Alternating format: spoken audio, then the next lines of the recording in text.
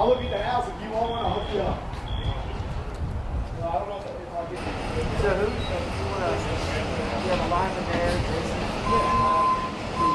It's up to you.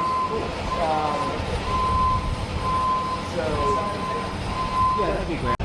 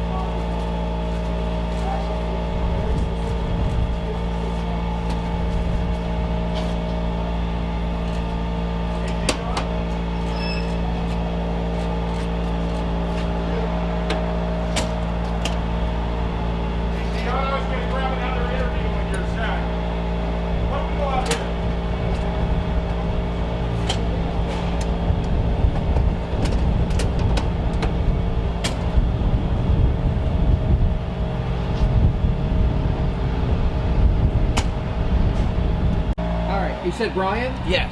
Okay, common spelling? B-R-I? Yep, I-A-N, yep. And the last name? J-E-T-E-R, Jeter. And what do you do here at Dominion? I'm an overhead lineman trainee. Stand right where you are. Okay. Try to get Dominion's logo on there too. Okay. Look right here? All right. Thank you. Cool.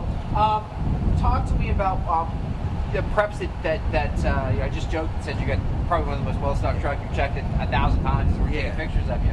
But what goes into making sure that you're ready? A lot of what goes into it is making sure we, not an overabundance, but carrying a little bit more material than we would normally use on a day-to-day basis. With snow coming, we know snow's a little heavy. A lot of trees are going to be falling. So we need more material to connect a wire back together than we would on, say, just a normal wire down job, because it could be multiple spans of wire, because multiple trees have fallen on the wire itself. We carry extra nuts, we carry extra bolts. Anything that we normally carry 5 or 6 of, carry double. It's not 100% that you're going to be on a job with another bucket truck to get material from.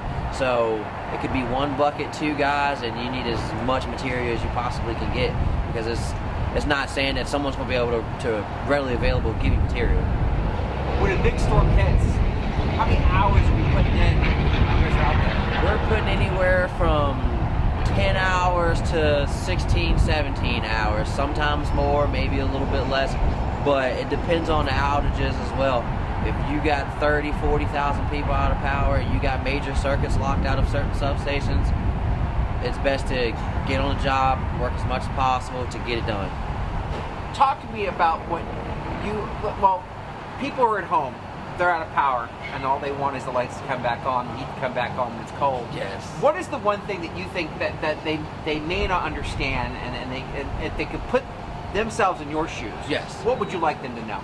Our biggest thing is we're human too. A lot of us are in here working 15, 16 hours a day and our own power is out.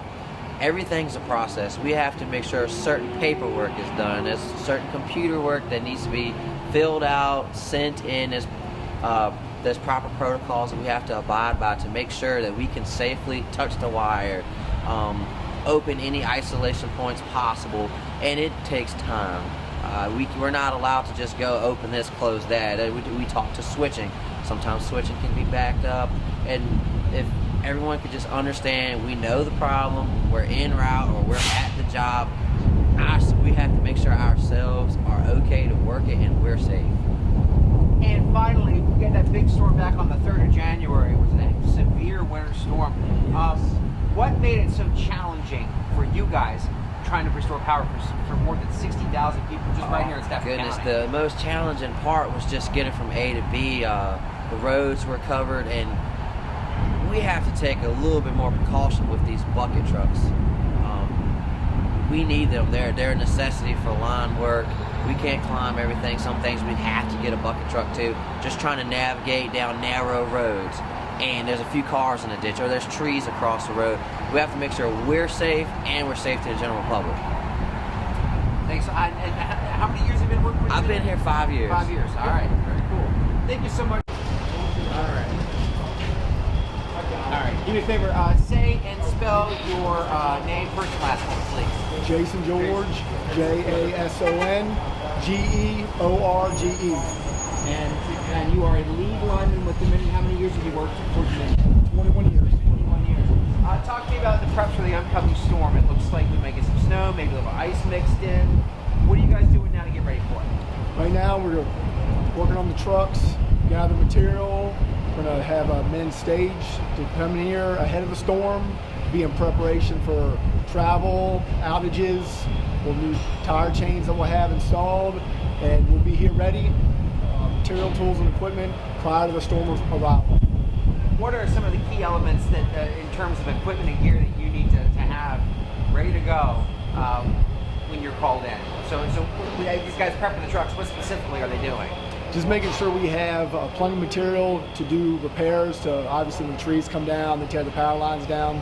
So you need certain types of material and tools to put the wire back together and get it back in the air so we can restore service. Talk to me about the most recent storm that we had a couple weeks ago. It was a lot of snow, a lot of trees came down, wasn't a lot of ice. So typically you see a lot of trees break when we get more ice and snow. What do you think, what was it that caused so many trees to break? What was so unusual about this last snowstorm that we had and kept you guys out working so long? From the everything I was involved with, I could tell that the snow was very wet and very heavy, and it sticks to everything, including the trees, and it weighed them down to where they can't tolerate that weight, and they broke. Pretty significant damage, something equivalent to what I've seen, almost like a hurricane. But the difference is, with a hurricane, when you were able to clear the road, you were able to move forward. Here, snow and ice, stranded motorists, the travel was very, very difficult. In some spots, was basically impossible.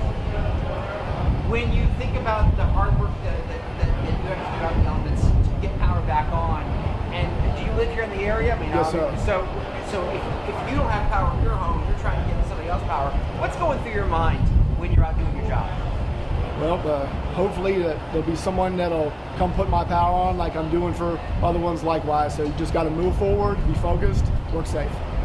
And finally, for those who lose their power, what's your message to them who may be at home, cold, wondering when it's going to get back? Be patient, hunker down with your family, and try to avoid any type of travel unless it's necessary. We need to have the roads as clear as possible so we can restore service as quick as we can, but as safe as we can, and we have crews that'll be working around the clock. Thank you so much.